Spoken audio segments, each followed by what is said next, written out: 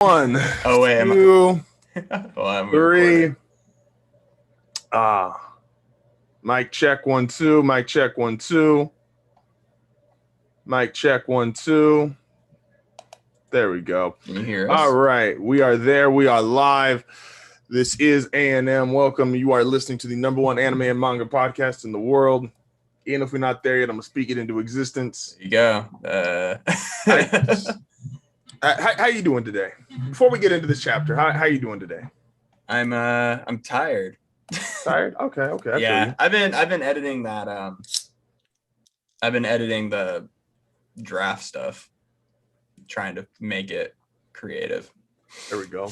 Appreciate that. Y'all get 10. You get the first 10. Go watch the. Go listen to the whole episode if you want. Go if you listen want to the whole 32. episode, Like, dude.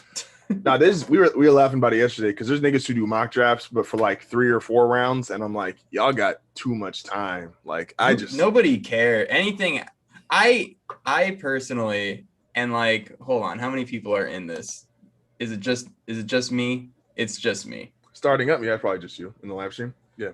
But yeah, I know. So I'm like, I look at the draft and I go, who watches this? So I'll fight you on that. The same people that watch NASCAR watch. No, I watched the draft. Don't get me wrong. I watched the whole thing, but I'm not going to. I watched the whole thing for the sake of the investment that I have in college football, which is huge, but enough.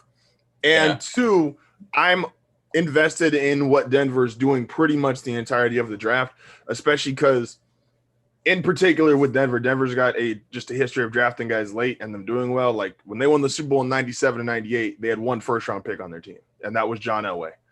And like Terrell Davis, 6th-round pick, Shannon Sharp, 6th-round pick, Marcus Larreth, 5th. So Denver just has throughout their history, even Philip Lindsay, who just went to Houston, rest in peace. He's not dead, but his career is basically over.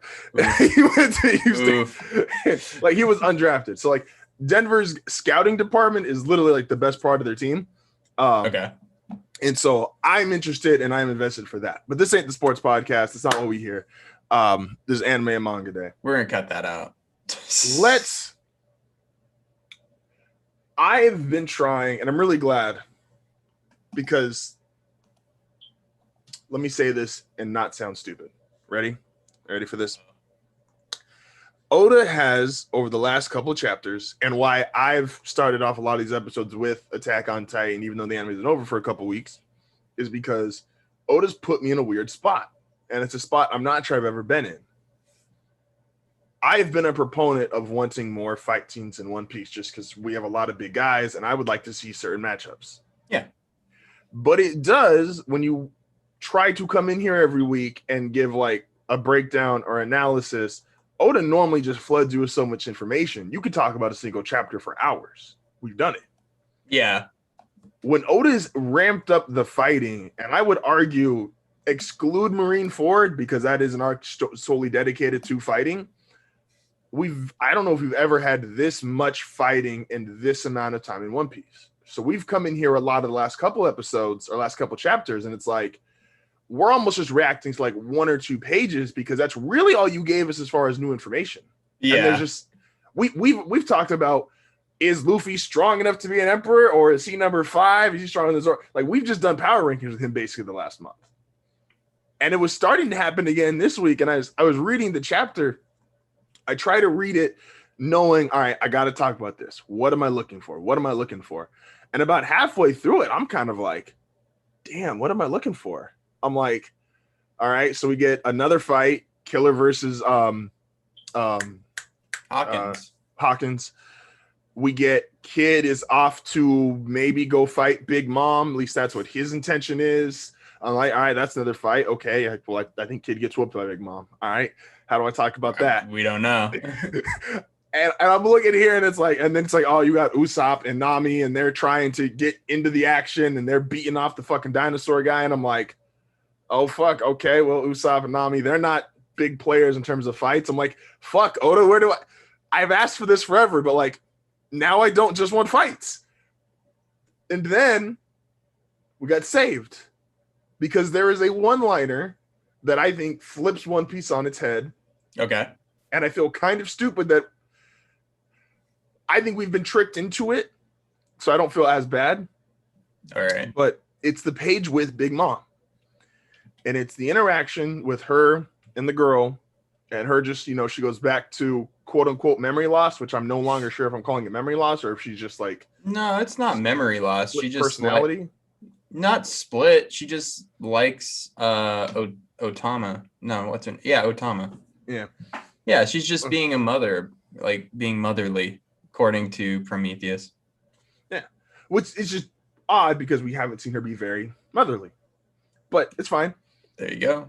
And she finds out, oh yeah, by the way, these people, the other girl that gave you food in this whole town, like they burned our whole town down, which is a really savage, just like, by the way, everyone's dead. Here, have fun.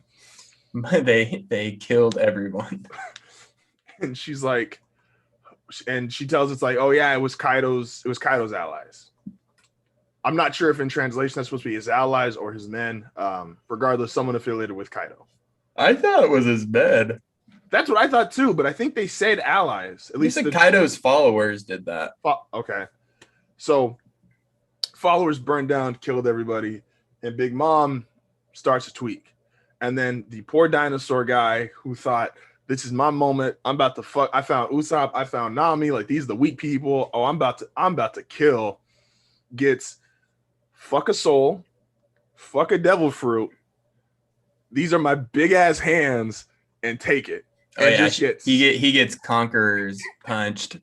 Like, she didn't even touch that fucker.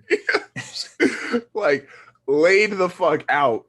And she goes, and this is the one line that matters a lot, is even in a world of pirates, we have codes. We're very trained to think it's like there's a big gap in the codes of pirates. Like, it's literally like Luffy, Shanks, debatable, maybe like Mihawk. And then we've been trained to think pretty much all the emperors are POSs. Like, we've seen all of the other emperors besides Shanks, like, and Whitebeard swing on their men. And so we're just trained to think like, oh, they're all POSs. And it's like, no, maybe they're not all POSs. They're just helping you, or when you get help, that is still acknowledged even for these people that have done horrific things, even for people that have done terrible things, like killed their children, sold their children off, smacked people outside, those poor fuckers that Kaido just smacked outside of a mountain. Like, there is still some honor amongst even these pirates. And I was like, yeah, I don't think I've thought about that in a while. Like, I've just put them all in the POS bag. Yeah. Yeah, I don't know if, like, I don't know what to really expect from that, because, I mean, I'm trying to remember Big Mom from Whole Cake, and she would, she didn't really, like, destroy her own island. She didn't destroy her right. She didn't island, really. But she was, during the wedding, Big Mom was a cunt. And she was hungry. So was Luffy. Which is another thing that I think I have a theory that I'm like getting closer and closer to, like, it's almost there for me. But she was an asshole, and they went over how many times, like, she's essentially has sold children into arranged marriages. She has forced her kids to do things.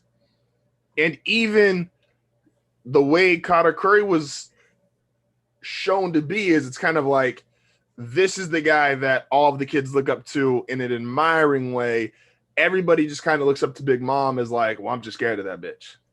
Like, that might be Mom, but like, I'm just scared of her. It's not a loving or caring feeling. Like, she's just this big monster who protects them, kind of, sort of. Yeah. Yeah, I don't know if, like, I don't know. I didn't really read into it that much. I figured that she was just like, you guys made this little child cry. But I can see where you're going with it. It would be interesting to see Big Mom kind of like go, well, no, you're not supposed to kill the people in your territory. It's your territory, but like her her there is a moral compass- code, like people that are just trying to live their lives, you don't really like fuck with. because and it would be interesting because and this will get more fleshed out the farther we get into it is because to find out if we get to find out Big Mom's moral code, and I don't know if Oda's going to drop that exactly next chapter, but if we get to find out her moral code, and then we get a couple more clues about Kaido, when we finally get to Zebek and what his thoughts were, does he have a moral code? Like, because to be fair, we don't know Roger necessarily had a moral code outside of the fact Roger fucked with his crew. And he fucked one girl in the fucking Grand Line. And he's like, hey, I made a kid. And I guess maybe my moral code is I don't wear a condom. Moral code, like, or take care of your children. Like, and so he was never Ace was never born. It's Ace was in that womb for 20 months. This fool died 20 months. He like squirted and then got like stabbed. It was funny because in the anime, when they show like Roger disbanding the pirates, someone put in the comments they put the timestamp of Roger walking away, and it's like me leaving the homie's house to go smash. And it's like you knew basically. Roger went straight from there. Like he was like, "Hey guys, I'm gonna go fuck. So I need y'all to go find something. Rayleigh, go to the bar, go do what you do." Ace, Buggy, it's been real, but like, leave me alone. Females on this crew, and I'm dying. So bye. I was like, yeah. I feel you, Roger. Respect. So I would love to get the moral code. I would just love something that's not as much as I've enjoyed the fighting. As far as reading to try to talk about it is just a bunch of fighting, and we haven't had anything definitive. As many cool things has happened. I think this chapter, I'm intrigued. The thing that intrigued me the most about this chapter was, Big Mom's use of Hera. And like how this doesn't seem to be like a new power for her. Well, it might be a new power, but like she's basically got Zeus 2.0 or like a second Zeus, right? And we've talked a while about how Zeus was going to go to Nami. And now this seems like a perfect time. Absolutely. Because she could just make a new one. Yeah, she made like a new, probably equal in power. I would presume so, yeah. Presumably equal in power, and now it looks like Zeus is in the same room as Nami and Big Mom, and Big Mom doesn't need Zeus anymore. So that's the only thing I was like really intrigued with. Do you think she can only make those kind of souls if she has a strong life force, or do you think she could just like drop anybody and use their life force to create a strong soul? I don't know. I mean, her power is souls, right? So, well, I mean, her power. I figure it's her life force. Like it's like a piece of her. And this is something she cooked up with Prometheus too. So I don't know, and we know Prometheus is still around. Yes, and Prometheus doesn't like Zeus. They have like this weird rivalry. Yeah, it'd be interesting if Big Mom was just like, okay, and then like just drop Zeus.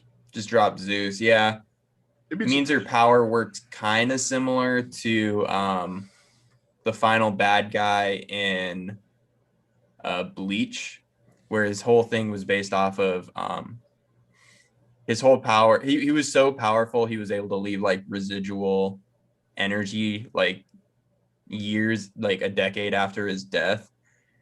And so it'd be interesting if that's how strong Big Mom actually is, where she's like, yeah, I don't need Zeus anymore. I just cooked up something else. And Zeus is just like a remnant of her power. Because I get confused, and it's only because not confused. I just, until we know the origin of devil fruits, all about it, I don't know where the line theoretically is. Because there's devil fruits that like kind of cross powers, and it's like, is it crossing powers because that's the fruit's power? Is it crossing powers because the person who has it is adapting? Because what is Brooke's fruit actually called? Brooke's fruit is the Yomi Yomi no Mi, which is ghost. What is I think the Yomi Yomi no Mi, which is just the revive fruit. Yeah. Okay. See, and that's the thing. It's like that's like the worst thing, right? You eat a devil fruit and nothing happens, and you can't swim. But that's the thing. It's like, all right, you have the revive fruit. Why does the revive fruit, like, you revived twice? You revived as a skeleton and revive as a soul? Is that like the line that we're going down? Because how do you get souls in the revive fruit? I thought it was like his soul could come back to Earth.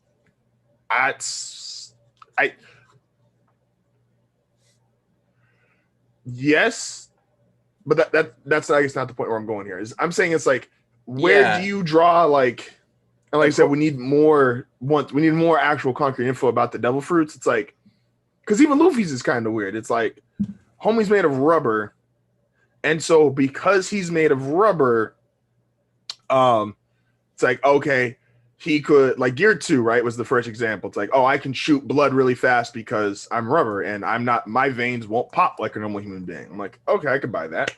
Yeah, sure. It's legit. Yeah, sure, why not? Man. It's like, I could balloon up, but I'm like, okay. I bite my thumb and there's a hole. There's a hole. Forever. Probably. It's like, or I do the same. But like, don't worry, it heals so quick it traps the air in there. It's that man, look. I would love to know. So then so Brooks is the revive, and Big Mom is just the soul fruit. Here's another tribute thing, right? And this is why I don't read too much into some One Piece things.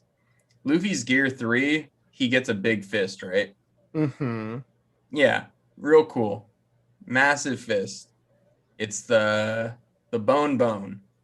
Like, or not the bone, but like the bone balloon. When it runs out, the air escapes out of his mouth.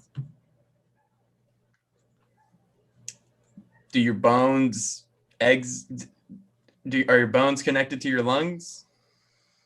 No, they're connected to your teeth. Oh.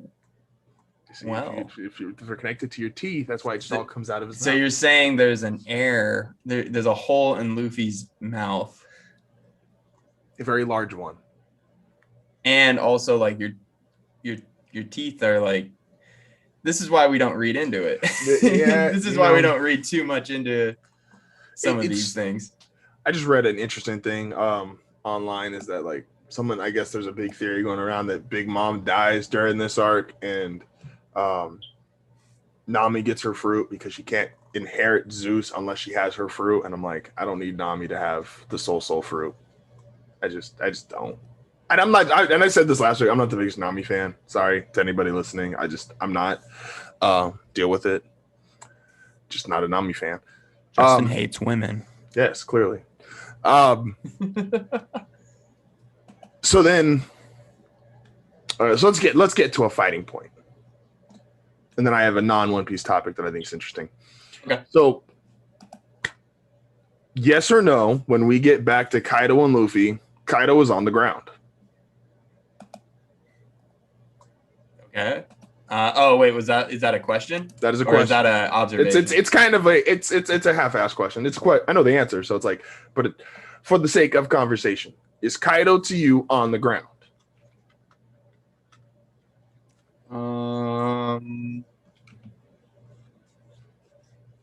Like, what do you mean, like, on the ground? Like, he got knocked? Like, he's on the ground. Like, he is right side up, so he's not on his back, but he is on all fours. I mean, he was implying he was knocked to the ground. Yeah, he was knocked to the ground. Okay. Yeah. Okay. That's my hot take. Yeah. All right, hot take. Kaido was knocked to the ground. You got Kaido is on the ground. See panel number 10. Yes. We have to be careful here.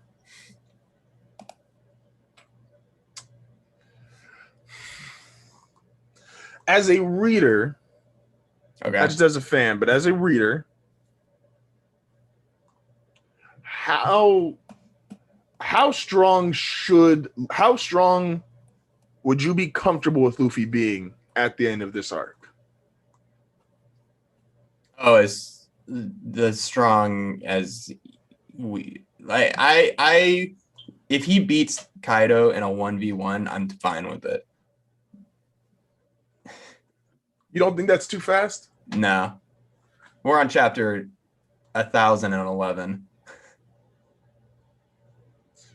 Like if you look at like I remember I never read it and there but I sometimes clicked on it because this old manga site I got all my stuff off of like would post the chapters and it was Hajime no Ippo.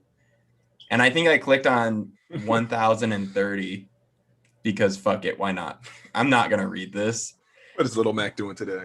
What is Little Mac doing? Well, he had fire coming out of his boxing glove and he was punching fire, or like he was able to like punch a dude and like ignite his glove.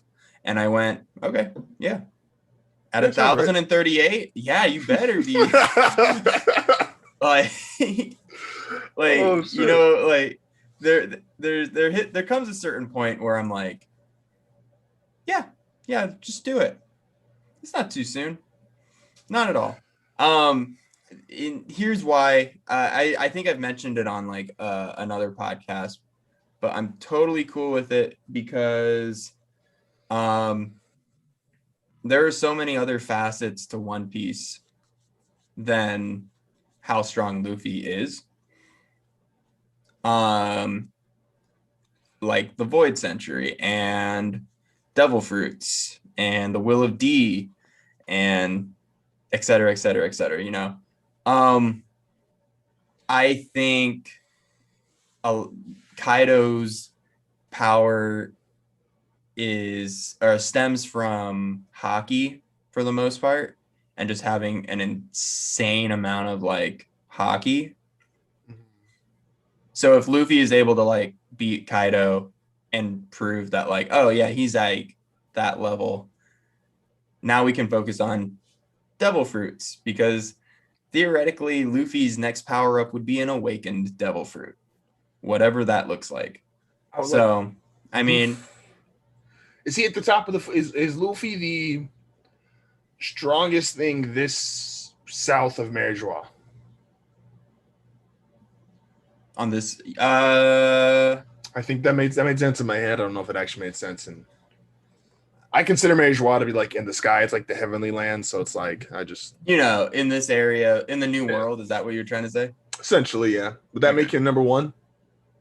No. Well, we don't know anything about Shanks, and we don't know anything about Blackbeard. Do we think if Luffy can beat Kaido? Do we think Shanks beat Kaido that day then? I mean, Kaido never showed up.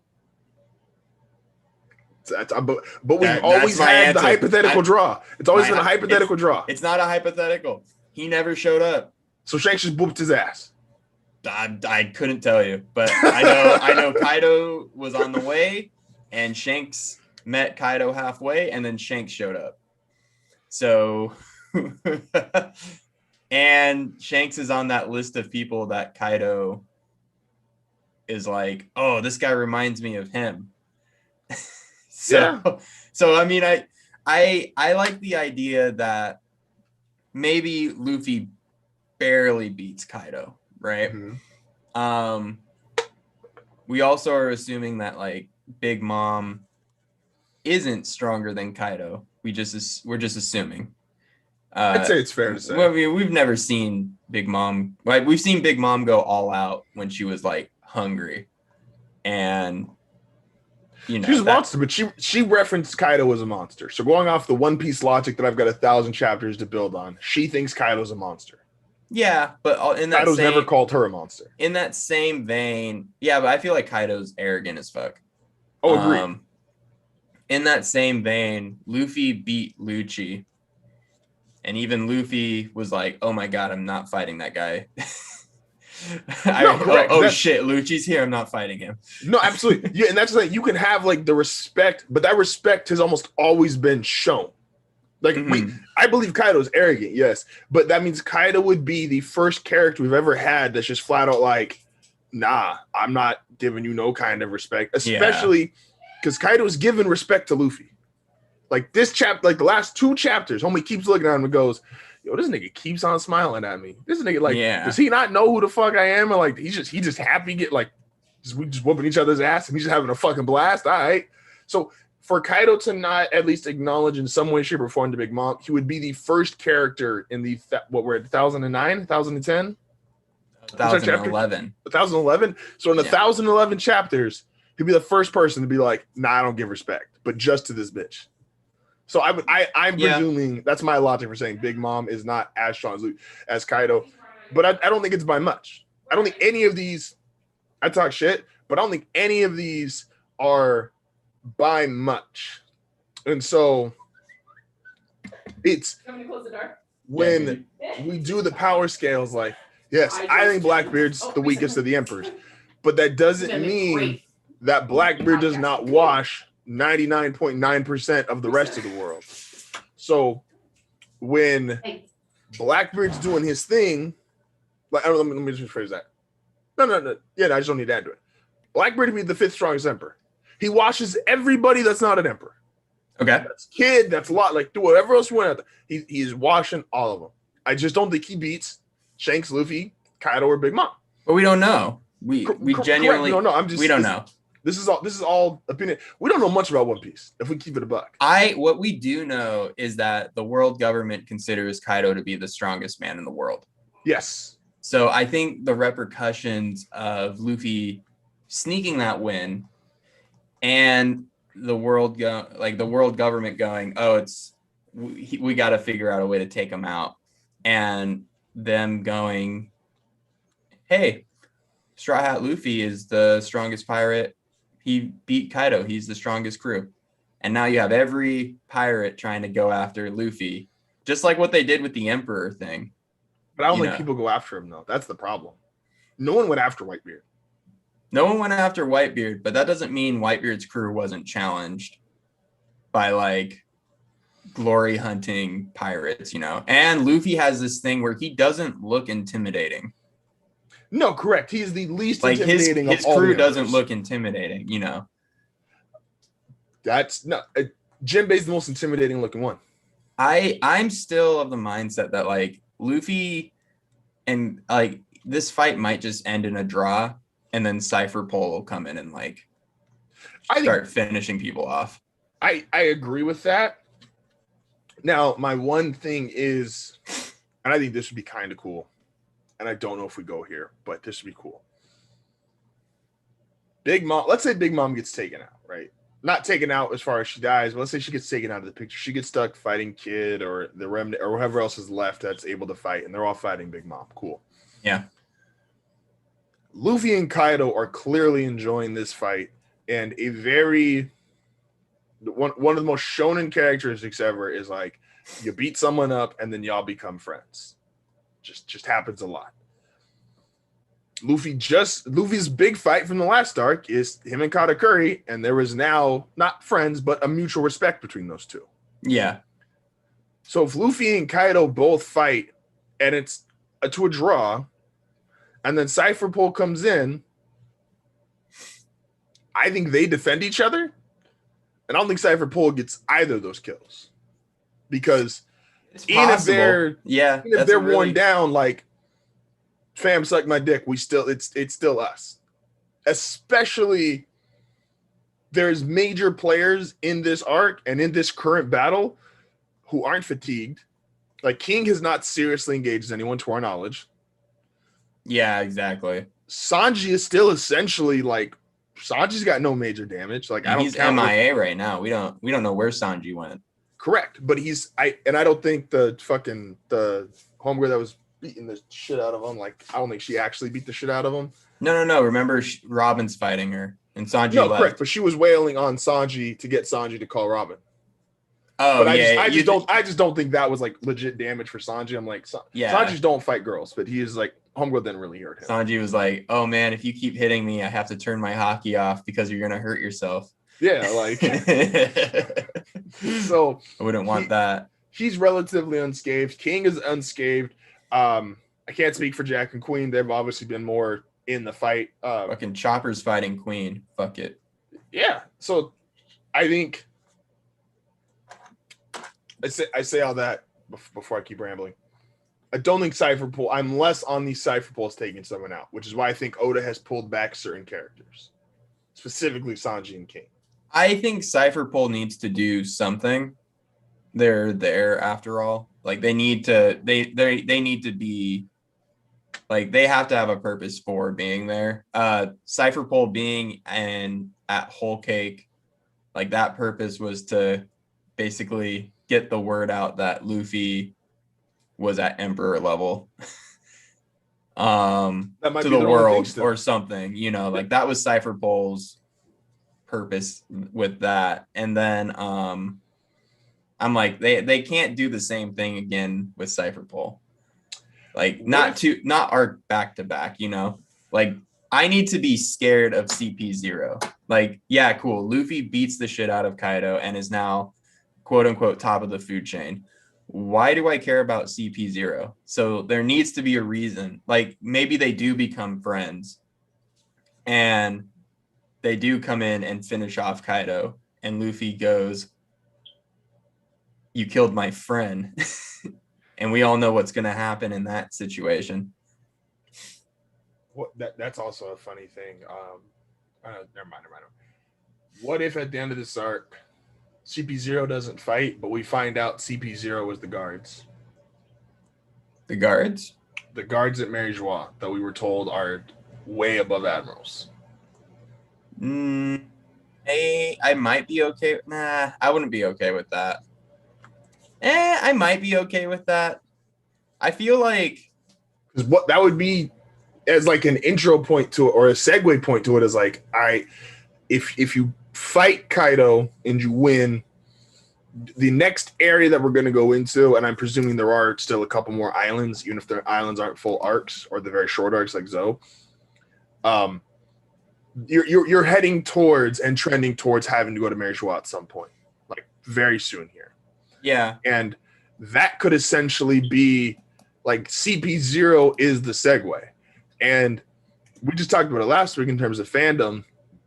Lucci being a popular character. And I'm presuming he's popular. I don't have the results like I did with Crocodile, and so. But Lucci being popular, he segues the fans into respecting CP0. He's now been selected as a guard. Excuse me. CP0 essentially telling Luffy, like, you've ran amok enough down here. Now you're in big boy territory. And the only reason CP0 doesn't kill someone is because Lucci would have enough respect for Luffy, or at least want to beat him fair and square, because he lost their last match. I don't know. I think CP0. I think you could segue them being the guards of Mary Joie. I kind of like that theory. I just pulled up a couple of pictures of like kind of doing a side by side, and I don't hate that theory actually. That's not the one I mentioned earlier. I have another theory based on food. But it's still not all there. But I'll start to express it a little later in the episode. Because usually Oda has always, not always, but he's done this before, where Aokiji was at Water 7, and Aokiji had really no business being at Water 7. That was far below him. Yeah, because he would have 187 every single fucking person on Water 7. But he was there. And he was there to kind of be a segue point, like, yo, even though you're here right now on your journey and you're doing this is where the rest of the world's at. And you can't fight here yet. You get Marine Ford, and it's like, Luffy is here, the Emperors and the Admirals, when they really fight, they up here. Yeah. And that's the next set you're going to. Okay. Now you're at Emperor level, and that's cool. But now, we next on the list. And CP0 not fucking around. The guards major ain't fucking around. Like, you've pissed off the entire world. You've sunk in mad ships, mad islands. Like, we had a prison that was pretty cool, then you fucked that up too. Like, and it'll officially put, there will now be 2 D's as Emperors again. Mm-hmm. Yeah. Yeah. In that case, I am like totally fine with them not fighting. I was gonna say I'm totally fine with like Luffy beating Kaido. Yeah. No, it's because I know we've theorized that the Gorosei like aren't anything correct special, but like, yeah, I mean we gotta start like looking at the big picture, you know, and Luffy becoming an emperor, I think the only thing to look at is the big picture. Absolutely. And the Gorosei, even to kind of go, and this is kind of off the top of my head, the Gorosei might just be old CP0. I think I like that better. I'll be real. Like they were just they used to be when, because how long is the Great Pirate Era is what, 20 years, 20 something, yeah, 20 something. Okay, Roger was at sea for, do we have a definitive time frame? For what? Hold on. I don't know if we have. I want to say Oda's given us a hint, but I don't know it off the top of my head exactly how long Roger was at sea for. Probably like the majority of his life. Well, he was older because it's like, well, him and Rayleigh, they look like they're Luffy and Zoro's age, essentially. In the beginning, yeah. Yeah. But Roger's in his 40s or 50s when he finally goes to die. Yeah, he's 53 when he dies. So 30 years, 20 years after his death, it's that 50-year span. If the Gorosei were CP0 50 years ago, but they might have been the only CP at the time, because I'm presuming not just like the Admiral, the entire Navy got bigger. The bigger Roger got, the more scarier pirates got, and the more these fuckers out existed. Then you went from X amount of admirals to 3 admirals. You went from X amount of vice admirals, and you got all these guys. So they were the original cipher pole, and then that got passed on to whoever became the next set of people, but they just moved up the ranks. So they're still important. They still have information. They just can't fight no more, and can't fight on this level anymore. Yeah. I'm sure at the time we originally saw them, which I think was like right after Arlong, I'm sure they could still whoop Luffy like right after Arlong. But now, nah. I just think Smoker could have ended this story real long time ago. That's what Smoker's got to be thinking. Yeah. Yeah. Like homie, yeah. homie Smoker messed that one up. Smoker literally fucked the whole world. All Buggy had to do was kill Luffy at Rogue Town. That was it. That's all he had to do. Axan Morgan just had to be a little bit fast. Axan Morgan literally just didn't have to yell. If he didn't yell, I don't know if anyone hears him swinging the axe, and he might just cut Luffy's head off. Yeah. How far back do we need to go? If Velveeta was just not a terrible character. If Luffy had just, if that barrel had sprung a leak and he got sucked into the whirlpool and died, we'd stay in a lot of trouble. If Shanks just didn't have observation hockey and just let him just drown at sea or get eaten by the fucking thing. That's the hero of the story to the world government. That fucking snake thing was like, nah, you could have saved us all. So yeah, so we don't have time travel. No, you can, but no, yeah, you can't go backwards. Can't go backwards. Hopefully, please don't go backwards. I don't need a One Piece multiverse, yo. Yeah, no. I like the idea that this fight, like Luffy versus Kaido, is kind of like Goku versus Jiren, where it's just like It's just two heavyweights. just two heavyweights having a good time. Yeah. Like I like the idea that like this could theoretically be like a Luffy versus Goku-esque fight where it's just like two shonen characters having a great time punching each other as hard as they can. Yeah, like that's the part I love when it comes to, like I said, I bitched about like it's hard when we have to talk about it, but just from an enjoyment factor, like fights are great. Like it makes the anime kind of fun. Yeah, if you didn't have fights, like it wouldn't be a shonen if there were no fights. It wouldn't be a shonen. And it's like I enjoyed these last. I've watched the last like 4 or 5. I think it's 5. I think the last 5 episodes of One Piece because it was Roger's story. Yeah, because it's Roger's story, and the anime knocked it out the park. Gave us 5 episodes. You got a fight that if you're in the manga, we didn't get. We didn't get him and Whitebeard fighting for 3 days animated. We didn't get the exchanges that him and Oden got. Like there was a bunch of really cool moments, and I'm like, fuck yeah, this is what you're supposed to do as an anime. Like you took something that we were, as a reader, we were privy to. All right, Roger and Whitebeard fought one day. Roger asked Whitebeard to take Oden. That's what we got as a manga reader. Yeah. The anime got a whole fucking fight party, like half an episode dedicated. Like it was dope. You got angry Whitebeard because he's like, no, you can't take my kid. And I'm like, that's amazing. So yeah, props to anime. And this fight, but that doesn't make me want to watch it. No, fuck no. But no, I ain't getting caught up on One Piece. Well, ain't nobody got time for that. No, me and I are gonna start watching One Piece again, but I'm trying really hard to like map out a formula, and it's like, because I do want her to watch it. You guys don't want to do something shorter first? Well, homie, we've watched Naruto, Attack on Titan, Slayer. Assassination Classroom. Did you really put Attack on Titan in the same category as Naruto and One Piece? No, in terms of length. No. I said we've watched just going down the list of shows we've watched. Naruto, Assassination Classroom, Attack on Titan. I want to show her. It sucks because there's like some shows I want to show, but then I'm like, I just know it won't go well. But it's kind of my segue into the next part of our question. And I think this is important as our aged anime fans. Okay. So clearly adults have the shit we got to do, but still enjoy this and still make time for this.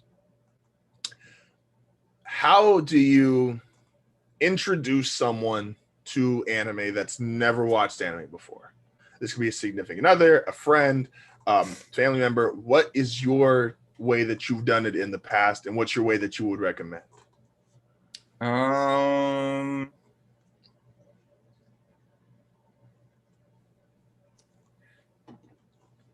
Well, for me, I did a Hayao Miyazaki movie. Mm-hmm. And we watched Spirited Away. Oh, you fucking cliche bitch. You know who I'm dating. I know, but like, and let me be or clear. Just not even Spirited Away, but you do like a Miyazaki film. I think that's like a really good entry point because it shows that like anime is more of like an art form than it is like, you know, you have like weeb culture, you know, but gang. But like, and you know, I love weeb culture, by the way, guys. Just heads up. I'll call it what it is, you know. Yeah, no. I'm a weeb. Like, look at my wall. I think that gets someone used to kind of like the art form, and like once someone like if someone likes that art form, then you can start like trying to find certain things. Like I got Alex to watch a couple episodes of FMA. She was in the room when I watched Attack on Titan. However, Attack on Titan is a little too gory for her. Understandable. But there were moments where she was like, "Oh, who's that?" And I'm like, "That's Eren." And she was like, "Oh my God, Eren looks like way different," you know, going from like season season 1 to 4, you know.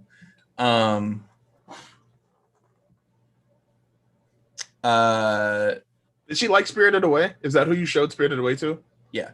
Did she like Spirited Away? Yeah. Okay.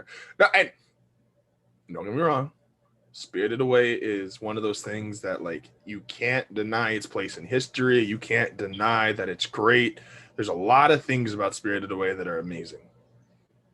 But it is it's like my rule when I was trying to get Noemi into it, because the first thing she asked, she's like, because I watched some MTV shows with her, right? Because it's part of this whole like, hey, you're in a relationship, you got to compromise. You're gonna watch things that you weren't in love with, right? And you gotta, exchange time. So she's like, hey, here's these MTV shows that I like. She was really big and she really liked reality TV. And there's one that I've actually grown to actually like a lot. It's called The Challenge, and it's basically sports. Like there is drama in it, and like, but they have like actual physical competitions every episode, and it's kind of dope. Some of the shit they make them do, like dudes had to joust on a fucking like monster tire, and I was like, oh, I could get with this. You gonna watch BattleBots? It's fam. I haven't, but I've been trying to get Alex to like watch it. But then I'm also like, I got other things to do. I don't want to get invested in reality TV shows. That's there. I got my one. That one I fuck with, and then I will sit with her and watch other shows with her, but that's just normal relationship shit. Like you're gonna watch unrelated, kind of like a sidebar. I don't mean to like derail the conversation, but like I like Nailed It. You guys seen Nailed It? It's no. It's just a cooking show. It's a baking show, but it's like the contestants are meant to like basically make just absolute dog trash. Oh, like they're supposed to imitate something like, oh, this is a cupcake. This is a cupcake. Go make it. And what they'll do is they'll like, after you have 10 minutes to make this, and like they'll never make it right. But like they'll be like, cupcake. And like that's the whole point of the show. Entertaining. Also Wipeout. The only shows I fuck with right now. And so technically sports is a reality TV show. It is. That's what I said. She was like, eat a dick. She's watched some sports with me. So it's like, so basically like sports and anime are the things that like I obviously like a lot more than she does, but she's to watch them with me. And movies and some MTV reality shows are her things, and I'll watch those with her. And so when she asked me, she's like, I want to watch, I was like, I will give anime a chance. Because I didn't force anime on her. I was just like, hey, this is my thing. I'm gonna watch this, but I can just watch it on my phone. Like, I'm cool if you don't fuck with it, but like, I'm gonna watch it. And she was like, I'll give it a chance. And she's like, I want to watch Dragon Ball. And I'm like, no, we're not starting there. Because me, and no disrespect to your choice of Spirited Away, but it's just one of those things. I'm like, it's just like they just feel like cliche to me. The difference between, and I don't want to like shit on one of your favorite animes, but like go for it. There's a little bit more depth to a Miyazaki film than there is to Dragon Ball. Absolutely. But it's like the film though. Like people that don't watch anime, they're like, yo, I know Spirited Away. Like Spirited Away was on Cartoon Network. It was on Toonami. Like it's just one of those things. I'm like, I'd start somewhere else. But I get. I'm also like, but I mean, you could also say the same thing with like, oh, like Dragon Ball is the number. There's a holiday named after Goku. Absolutely, and it's cliche. Like people that are like, yo, I watch anime, I know Dragon Ball. It's like, nigga, no, you don't. You just saw the same shit we did, which is that nigga Goku got prime time slot and ads on Cartoon Network back like when we were all kids. Like just because you watch Dragon Ball, like you watch Dragon Ball and Gundam, like I'm proud of you. You had Cartoon Network, cool. We all did. Like what you gonna tell me? Yo, I fuck with cartoons. I watch Ed and Eddie. Like my nigga, shut up. But so, and it reminded me though to the point of like how to get them to watch is I would actually even double down from last week, and it's like I think Naruto's the perfect gateway anime because that's where I started her off at. And you get so much in that first arc, like, whereas you get the fighting, which you have to get used to slightly weird fighting in anime, obviously, like just superpower shit like that. Yeah.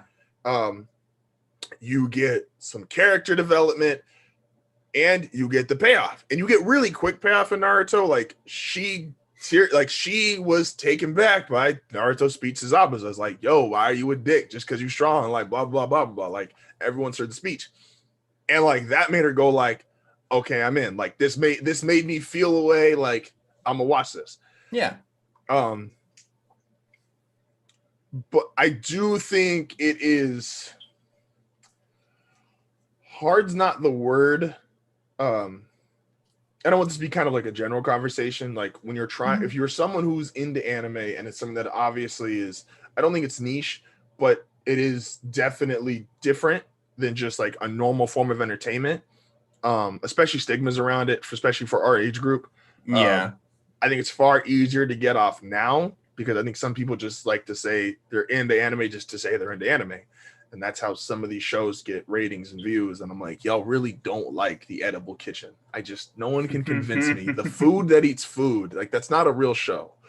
I mean, I think it just depends on what someone's looking for, you know? Like, I know for me, I'm like, oh, Alex will most likely never like really enjoy anime just because like, and I get like some of the things too. It's like, oh, they say like cheesy shit. Absolutely. And it can take you out of it. Flip side, the girl watches Pose. You know what I mean? So like a little backstep, little shot back. Like, man, I get it. You know, it's a little corny sometimes, but like, do you see what you watch? Yeah, you know, like, but I also sit there and watch some episodes of Pose, like in the same way where she like sat on the couch and watched, you know, a couple episodes of Dr. Stone because I was watching it, or Full Metal Alchemist because I was watching it. Like I said, she watched the worst episode of my FMA. Like she literally sat down and watched the episode with the dog. Wow. The girl and the dog. And I'm like, oh, that's not the episode, but props to you. And he looked me dead in the face and was like, I'm physically sick. And I'm like, join the club.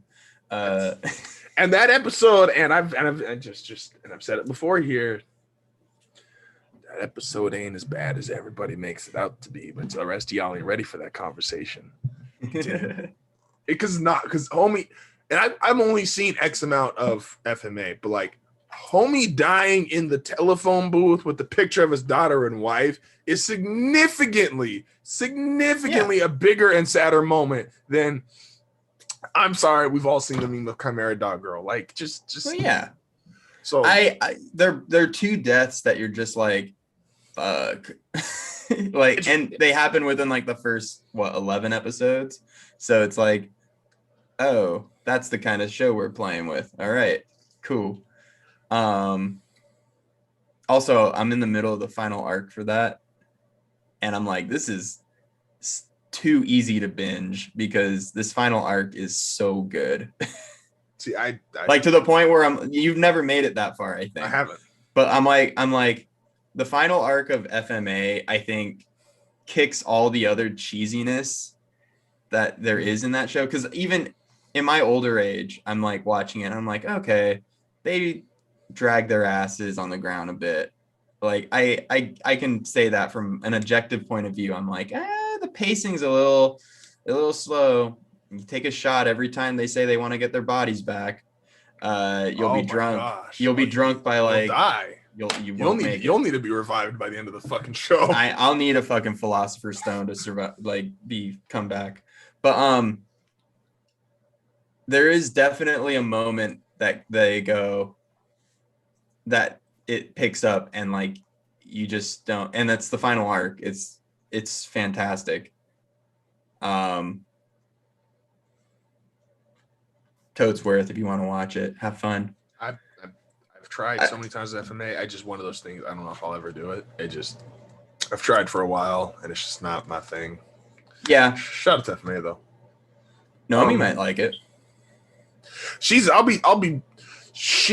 liked anime more than I thought she would initially.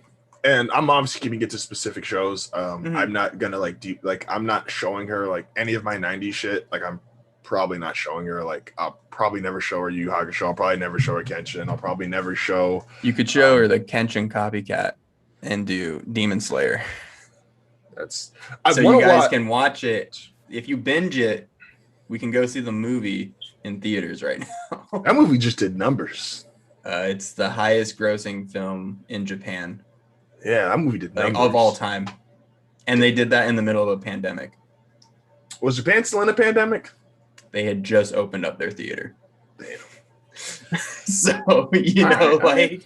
No, yeah, that movie did numbers. Shout out to... No, I see, and I love shit like that. For the like, when I say, like, I love the community, and if I can dislike the things that need to come out of it, like, I love that anime is that big now. Like, I love that shit. Like, that's an embrace kind of thing. Mm-hmm. Like, yo, you just did numbers, props to you. Before I even started watching Attack on Titan, I came on here and I was like, yo, Attack on Titan was at like just right at the start of the season. It was the number one show in America.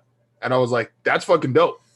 Yeah. It's the first, and it was the first anime to get to that spot since Dragon Ball. And I was like, congrats. Like, I hadn't seen an episode. At that time I had seen like 2 episodes. So it's like, props to you. Attack on Titan is the only show, and I've said this before too, like that was the one like Lemon was like really into. Like, she was pressing to watch episodes even before me. Assassination Classroom we took forever to watch. She was so about it. I was like, but which I get. Koro like, Sensei. I can understand that one because it's more episodic. Yeah. Like, everything is very self-contained in that show. So it's versus like a show like FMA or Attack on Titan, where it's like, okay, next episode. I need to know what's happening. Avatar: The Last Airbender at a certain point does the same thing. Yeah, Avatar she really did. Avatar she liked a lot too. Watched Avatar and Korra. I will say with Assassination Classroom, and this one hurt me. That one's doesn't have the best replay value, and I love Assassination Classroom. Damn, really? But watching it the second time, I was like,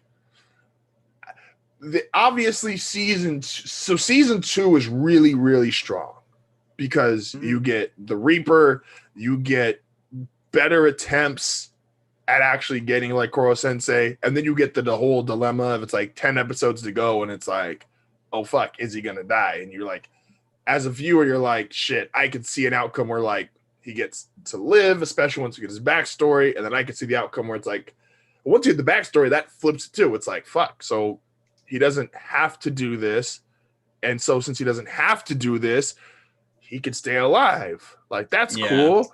And then they're like, nah, dog, we finally figured out how to kill him. And it's like, fam, you just gave me hope. Like, you can't kill this nigga. Like, you just gave me hope. But season 1, there is a lot of like the other teacher coming in that just beats the shit out of him. Like, that episode sucks to rewatch. It's like, what are we doing here? Then there's oh yeah. No, I remember. It was definitely like a shonen. Yeah, which is fine. It was in Shonen Jump for years and years. Yeah. It's definitely a culty show. I'd say that, yeah. And I love Assassination Classroom, but like Assassination Classroom to me is something you would watch if you were just a fan of anime as a genre. Yes. That makes sense? Yes. Same with like sports anime. Like, I wouldn't start someone on a sports anime. Like, I love Haikyuu. Like, it's like a guilty pleasure. But watching, especially like having to watch Haikyuu week to week is hard. Especially at the point they are right now, where it's like, all right, we did 2 volleyball matches this season in a 24 episode season. All right. Like, it's just, they slow that pace down. And I'm like, where are we going? But like, if you're a fan of sports anime, it's probably fantastic, and I'm sure like if I ever go back and rewatch it, I'll be in it. I'll be like, okay, where we go. It's just one constant fight scene. Fantastic. Cool. Yeah. It's never not a fight scene. That's okay. What would yeah. be your? I'm sorry. Oh no, go. Wait. No, what would be your tips if you're so let's say so for example, let's say I'm gonna give you a hypothetical little brother. Okay. Your little brother Okay. is 18 and he's with his girlfriend and he's like, hey, I really like anime. How do I get her to do it? What's your way of explaining to someone like not just necessarily a show, but like because to me there was like a whole process. So like I said, I started watching some of the shows and things she wanted to first to Yeah. kind of build up favor. So that way I'm like, because you're not going to get everybody off one episode. Like we talk about all the No. time, like who's like the greatest first episodes. The greatest first episodes is a really short list. And there's not enough impactful moments in episode 1 to catch everybody. Yeah. So like even Avatar thing was technically, if you want to put Avatar in that anime realm, I'm like, first episode of Avatar is really hard because it's a 2-parter. So it's like the really good shit doesn't happen until episode 2. So I'm like, if you watch episode 1, you see them end credits, it's real easy for someone to check out. I was like, Naruto has a really good episode 1. Absolutely. Bleach has, I've come on to I'd say Bleach has a good episode 1. Bleach is maybe it's not a good anime. I would never curse that on someone to watch it, but no, correct. But I tell them to watch Jujutsu Kaisen instead. There you go. I've always been on the fence of like Bleach and Death Note might be my top 2 episode 1s ever. And I didn't really either series. I think Death Note's the ending of the last 5 minutes, I just think is insanely impactful. I would say Death Note's also like, if we were talking about like cliche anime, oh, absolutely. Death Note's on that list. Absolutely. And I'm gonna piss people off again. I don't care. Death Note is not like, for some reason y'all all decided Death Note was like a top 3 or top 5 show like 8 years ago, and I'm like, no, it's not. Death Note is not like Death Note. I think has one of the most annoying, boring endings. Yeah. And that's not me trying to like piss anybody off. That's a genuine feeling. Like I'm just like, what a boring way to end the show. You had to, and especially like with the first half, like first 2/3 of the show are like amazing. It's this amazing chess match, and the bad guy wins, and you're like, fuck, but also like, hell yeah. And it's a really satisfying end of an arc. Mm-hmm. And then it's what's unfortunate about Bleach, because Bleach also has a really satisfying first arc. Mm-hmm. And then it's just like, let's do it again. And that's the second arc in Death Note, except this time instead of 1 L, there's 2. And they were his apprentices that nobody saw until, the time skip. And then they win. And I'm like, that's boring. They don't even win in like a satisfying way. Bleach, we're both just critics of like it's bad. Death Note, I think Death Note's the most overrated anime ever. It just that's probably like the first hardcore cult following that propelled it to a place I never thought it never had a reason to be in.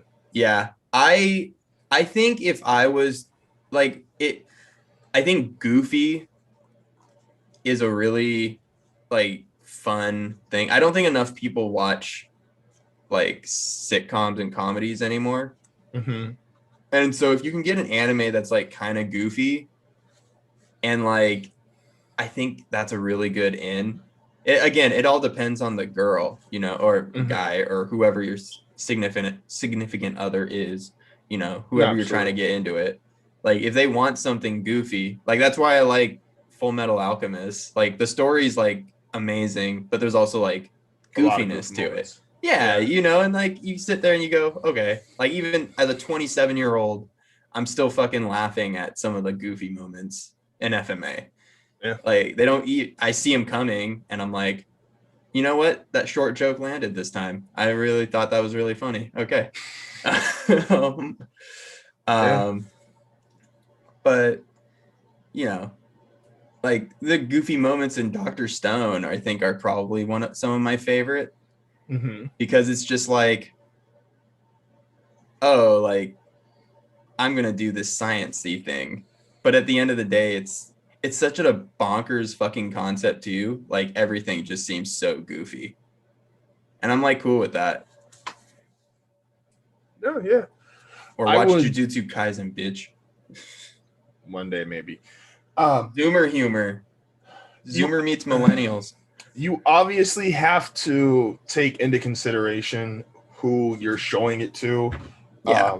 Because that person's taste, like there's just certain shows, like I said, Attack on Titan hit with Noemi, like Attack on Titan hit with Alex. She's like, she's not into gore, so it's like cool. If you know she's not into gore, you're not even thinking that or going that direction. Yeah. Noemi has a thing where she's not into,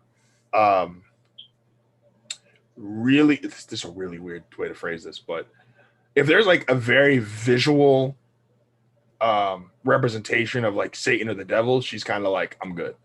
So, but it has to be like kind of like you're specifically trying to target Satan. So it's not just like Cromwell's called the demon fox. Like it's like, all right, whatever. Like it's a demon, cool. Yeah. But if there's something like Death Note, where I would just my own feelings, I would never show Shinigami. You mean yeah, a death when god? Yeah, when they're literally trying to do that, she's kind of like, I'm good, and that's just her. She's like, we always laugh, and it's like, all right. So when you go, like, what is your convo with God going to be like? Is you want to go up there and be like, yo, I did it. I was a great person. I just know you're going to let me in. Or you going with the, hey, man, look, we all pray for forgiveness, right? So, like, I was a little wild at this and this point in my life, but, and she don't want to explain. Yeah, I was watching, like, the devil, do some shit. So. She might actually really like Full Metal Alchemist then. She might, but she's one of my favorite anime characters is Truth as a concept and as a character. Like I like the Truth and like the idea of like everything, like everything can be related to like alchemic theory of like deconstruction and reconstruction. Like everything in the universe falls under that. And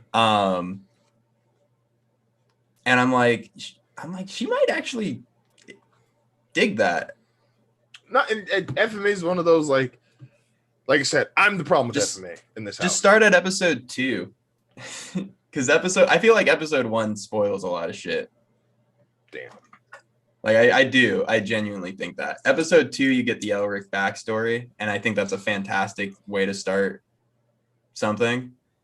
And in the manga, they start off in Lior. Like you don't even get the first page is like Ed's arm and leg like torn off. And then the next thing is like, all right, we're in Lior and we're like doing things in this town. But yeah, no, they give away like so much in that first episode, and it really only leaves you like confused. FMA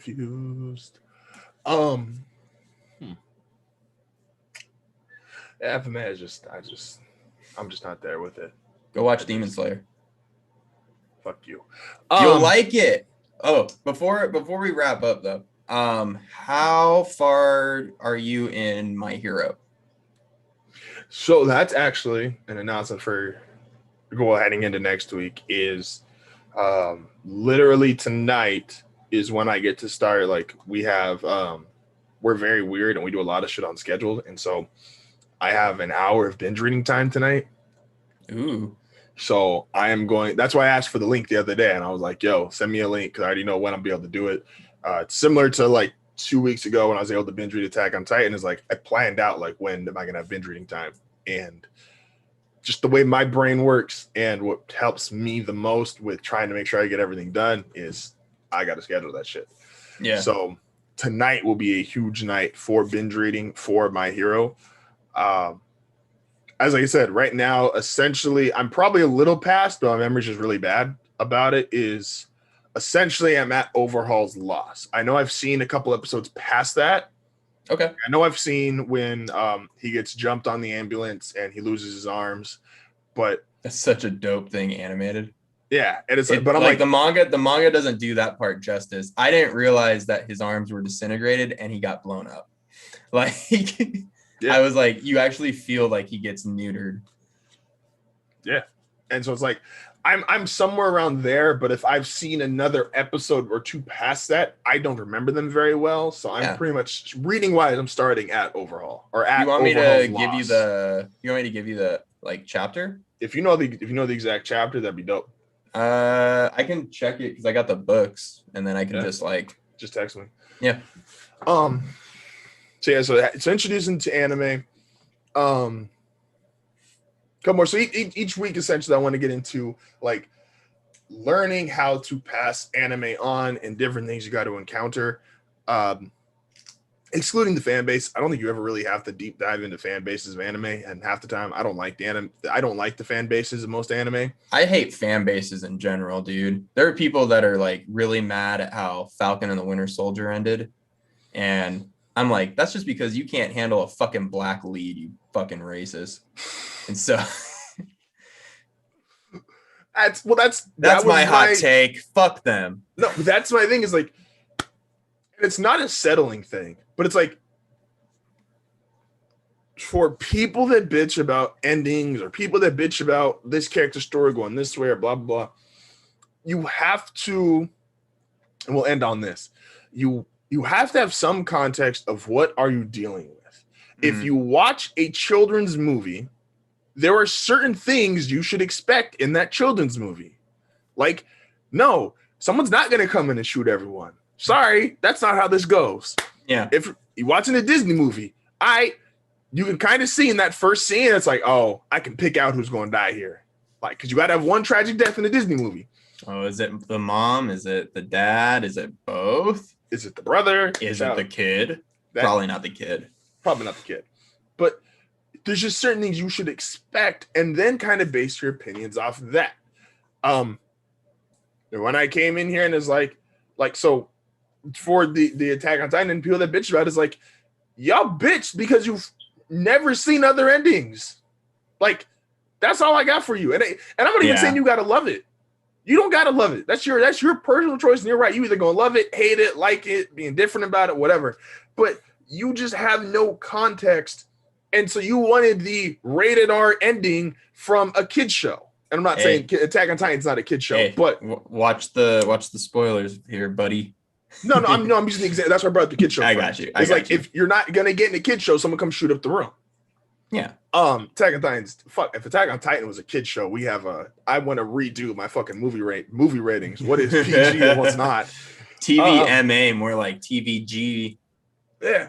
So it's like you have to know what you're watching. When I call Darren a bitch, it's because I got plenty of experience with main characters, and I'm like, I think this character's a bitch. I think this character's less of a bitch. And with shows I love, I doubled down. I called Sasuke a bitch. Sasuke was a bitch for about 3 years running, and I don't back down from that statement. I saw a Boruto clip that was kind of cool. It was Naruto and Boruto sparring, and Naruto fucking stuck his prosthetic hand through the fucking earth wall, and I was like, that's funny. He's got a sense of humor. That's canon, actually. It's like the one canon fucking scene. It's cool as fuck too, but in the manga, it's real stupid because it comes right after the tuning exam where Boruto was told he couldn't be a ninja anymore because he cheated.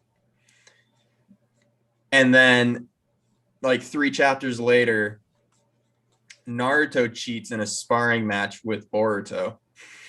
And it's fine. Is that cheating though? Yeah, because it's a ninja tool. So he like his hand? Yeah, it was a ninja tool experiment. The Hashirama hand is a ninja tool experiment? Yeah, in that scene. Oh my gosh. Yeah. Oh yeah, dude. I was like, wow, I hate this. I hate this. Don't watch Boruto.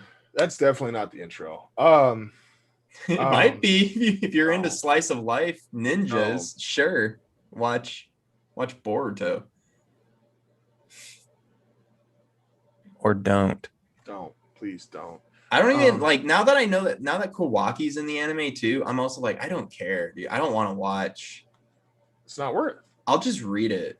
Because right now they just introduced Boa Hancock into the fucking manga. So I'm like, okay. Wait, Boa Hancock in Naruto Yeah, well, and Boruto? that her power, if she looks at you, she's able to infect your mind with something, and then you fall in love with her. So she has love Sharingan? Sharingan, she's a robot, Justin. No, We don't need no. She's a fucking cyborg. What do you fucking what Sharingan? What is this, Naruto? No. Everything's a ninja tool. Kill me. Everything is a cyborg now.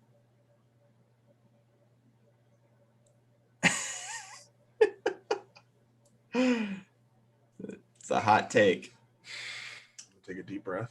If you want something to watch before you watch a 950 episode TV show with no end in sight, What's the 950 episodes? well, that's One Piece. Oh yeah. Yeah, but if you, I would recommend. Yeah. I know it would be torture for you, FMA. But if you want something that isn't torture for you, she might not like Demon Slayer. Give Demon Slayer a try. I'm gonna put Gundam on the TV. Jujutsu Kaisen. I see Jujutsu. See, here's my problem with Jujutsu Kaisen, and we had Ryan over last Friday, and he was talking about Jujutsu Kaisen and Black Clover, and I was like, not Black Clover.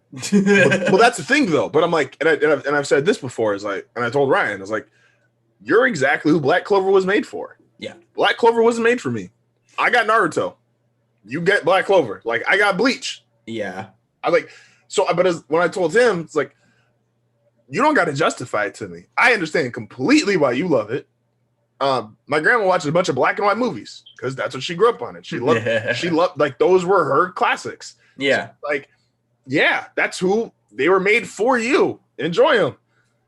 I might not go watch black and white movies. I might not go watch Black Clover.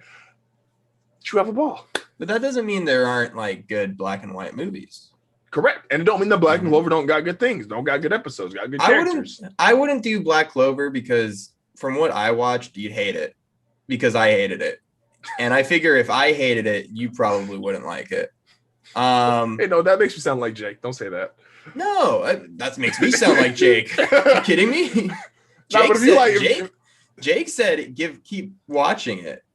Oh, well, it's supposed Jake to likes get Black Clover. He said read it, don't watch it.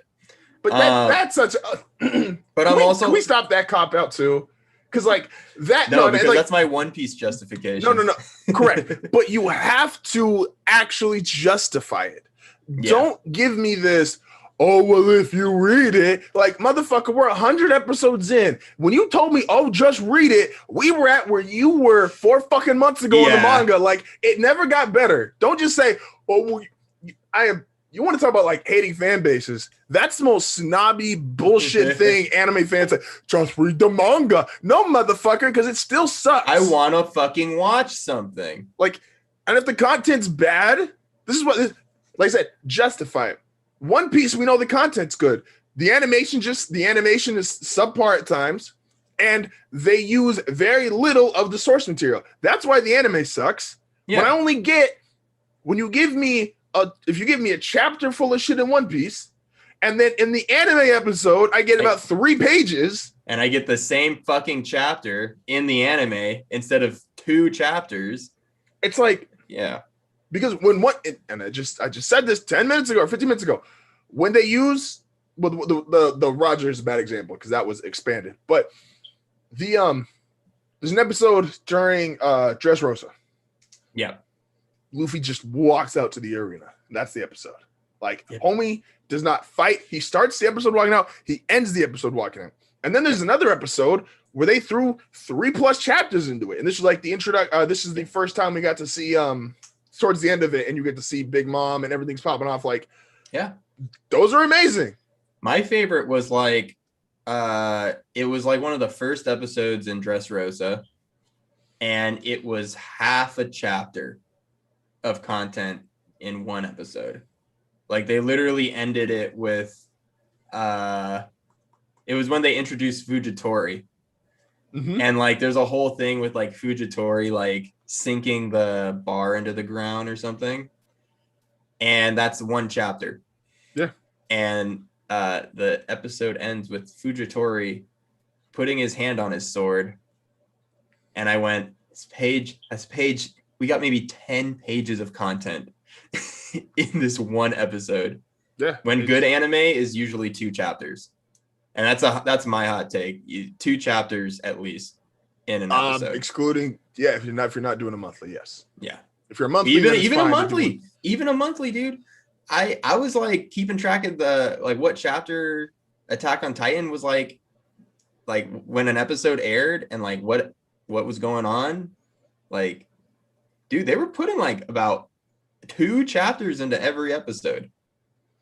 We're talking like 80 pages ish, about like chapter and a half of content in a half hour. No, that's fair. That's why I was like, oh shit's like just moving, dude. No, that's fair. Well, especially those early chapters when it's if it's a Titans attacking parody still, it's like, because those chapters obviously are skewed with, you get multiple pages of just Titans getting slashed or people getting eaten. It's like there's more you can add to it. Well, like Aaron eating the Jaw Titan, I think is like 3 pages or something. Mm-hmm. Because they're like big pages and he's just like doing his thing. Mm-hmm. And it's like what 10 seconds in. So I'm like, oh yeah, cool, man. We're just like we're moving. Yeah, no, we'll cut out the filler conversations. We're moving. Let's keep going.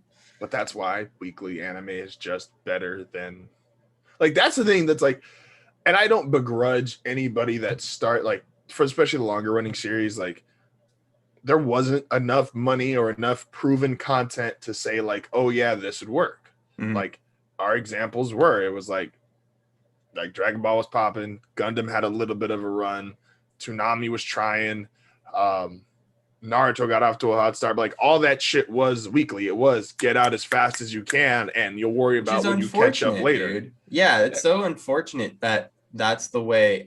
That's why I'm like, that shit's out. Like Black Clover and One Piece and Pokemon. Well, Pokemon doesn't follow shit. Pokemon does its own thing. Detective Conan, it's technically in there, but I don't watch it. No, but Detective Conan. Has any American ever watched Detective Conan? I've watched a couple episodes, but Detective Conan only kind of works because it's basically CSI, and it's like you can always have different murder mysteries. We're talking. That's why I'm hoping Black Clover had to do the Fairy Tail thing, and Fairy Tail was weekly, but they caught up to the manga like 2 or 3 times. And so what they did is they went, all right, well, we're just going to take a seasonal break. And I went, motherfucker, you went 150 episodes. In season 1 of Fairy Tail, there's 150 episodes. Not only that, you ended in the middle of an arc, which is like, fuck you for doing. That's the worst thing an anime could do, is end a season in the middle of an arc. That's dumb. Agreed. Now, mid-season break is different. That's why Attack on Titan gets a pass. But yeah, no, dude. I'm like, One Piece and Black Clover. I would probably have watched Black Clover if it was seasonal. I can see it. Because it's if you punch the ground and like cubes come up, you need to be a seasonal anime. Yeah. That's kind of my justification. I do hope one day that because I think it worked. I hope every big show that was seasonal does get a Kai one day. Yeah, Naruto Kai would be so good. One Piece Kai when it's finally finished, like One Piece Kai would be fantastic. See, the hardest thing is like, so with Dragon Ball, the animation wasn't much different. It is, you still technically had to reanimate it, but they weren't changing what they did, right? Yeah. So you were getting slightly better quality only because computers in 2013, I think when they first did it, were better than computers in 96, 97. But if One Piece got not only a Kai for cutting out filler, but got a Kai that was willing to redo its animation, One Piece is the greatest anime of all time. Yeah. Because it has the best content to pull from. I mean, yeah, honestly. I think there is still something really special about those, like the first half of One Piece. Because Absolutely. it's still hand drawn and like it just looks clean. Mm-hmm. Like ever since the time skip, it's always looked like weird clay models. And like I really wasn't excited about the animation until Wano. Wano's the first time I've been excited about One Piece animation because it looks cool. You know, it looks clean. The problem is the content is they just don't put the content into the episodes. So I'm like, hey, like instead of like for everything else in the new world since the time skip, it's been the animation hasn't been there and there is no content in the episode. So it's like it's poor anime. Like there's just poor weeklies, man. I'm like, I feel for the fucking like animators too, man. Like, oh yeah, no, I don't blame them. Like, they just have an impossible, like, imagine if, because an animator's job, even though it's cool to think about, it's not much different than being an assembly line worker. And when you're an assembly line worker at a weekly level, yeah, 100%. You're essentially, it's not always like, take cars, for example, right? If you're building a car, you and I both work in a car factory, and it's you make the left tire, make the right tire. I'm just being real basic here. Yeah. And we got to make 1,000 of each tires, and you're getting close to that deadline. Like, oh, by Sunday it's got to be done, and we still need like 100, 200 more tires. So those tires might start looking like some shit because you need to get them out, and that's why I feel that was happening to My Hero Academia at one point. Like the author was like it's the same thing with manga writers, you know, you have to crank out a 10 out of 10 chapter every fucking week. Oh, Oda said, fuck that. Yeah, because he can. But like My Hero Academia is fantastic in its own right. But like Absolutely. There were times where he would put out a chapter and like the drawings just weren't done. Mm-hmm. And I'm like, and we're expecting animators to just pump this shit out with it's impossible. Like dude, we can't even do like a still in a week. Not a knock on Horikoshi at all, you know, like the dudes, I love My Hero right now. Mm-hmm.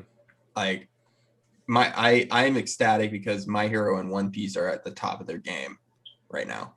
So it means I get 2 good fucking chapters a week.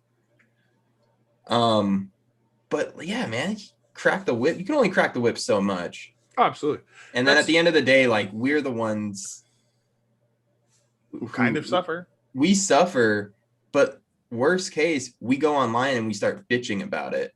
Oh yeah. And so these people that put all this time and effort into like doing their best hear us bitch about it. I think it's very important to another thing about anime culture, we'll get into this different episode, but when we say we dislike something, it is strictly a objective dislike of what actually came out. We don't rag on the writers. We don't rag on the animators. We rag on Shonen a little bit because Shonen's partially responsible for some of the fucked up conditions. But like, just it's very important. And like I said, this is a topic for another episode. Don't go at the writer. Don't go at the animator. Like, you cannot like the final product, and that's fine. But understand there is a million factors that went into that final product, and it's not just as simple as like, you really want to bitch about something, and this is fair. Go bitch about Mecha Naruto. That was an episode. That was 2 episodes, wasn't it? I think it's like 3. Oh, can you imagine like being really like watching Naruto week to week and being all caught up on the manga and then have to go an entire month of watching Mecha Naruto. Mecha Naruto only has a special place in my heart, and this is my last. It's the one only for it. gun in Naruto. Absolutely, and it's hilarious because Kakashi looks at homie with like Kakashi pulls out the Sharingan and like has Chidori, and he's like, "I'm ready." And this nigga pulls out 6 gats, 4 pistols, and a rocket launcher, and Kakashi goes, "I don't know what the fuck to do with that. How you copy that shit?" Just gets fucking blown up. Hey yo, they did in Mecha Naruto, they did reverse summoning jutsu, and it just ended up Jiraiya got eaten by a toad and shit out. Like, I want to die. Hey man, with that being said, we appreciate everyone for coming and tuning into the #1 anime and manga podcast in the world. And if we're not there yet, we speaking it into existence. It's my new outro for the show, new intro and outro for the show. Number one greatest anime and manga. Absolutely, we both. Were we Some of talking y'all about niggas One just do Piece? anime. Some of y'all niggas just do manga. We do both. No, we got a little bit of everything. We got a little, little references. Next week, we're going to talk about that time I got reincarnated as slime. Next week, I'm going to give y'all a Hamtaro deep dive. I've heard that show's actually pretty good. Hold on. It's the most slime one? Oh, no, I was talking about Hamtaro. When was the last time you watched Hamtaro? I actually watched Hamtaro last week. Hamtaro is I like, think it's time to end the show, guys. It's really you want good to talk to about see showing your girl like a little anime. Like Hamtaro was the ultimate. Like you don't gotta give a fuck what they're doing. It's just 30 minutes of bright ass colors and little hamsters going nuts. Holy shit! Hey man, don't forget as always, go check out Twitter handle, all the handles at I Talk A Lot 98, at I Talk A Lot 9080, at Shadow Riley, at Ant_HFN, at Woodbell_MVO, at Hardfly Network on Twitter and Instagram. You got a new episode of The Sync this week? This week we're doing Falcon and the Winter Soldier. Gang, gang. So, also the first episode of the JNS podcast just dropped yesterday. So go check that out. That dropped last night. I'm gonna have a video. If everything goes well, I got to get it approved first, but should come out tomorrow. So go check out the Instagram for that. Hardfire Radio dropped today. We got a bunch of shit. Hardfire Radio dropped today. Real Big 3's coming out in 2 days. 90 Feet's coming out Friday. And I believe Boxing with Tony and Will is coming out on Saturday. We got something for you every day of the week. A lot of shit to remember. We making moves, putting shit out, and then my dogs are draft. When's the draft? Thursday. Okay, cool. For sure. So, yeah. It gives me time. Yeah. But with that being said, appreciate y'all for listening. We're gonna catch y'all next time. Peace out, dudes.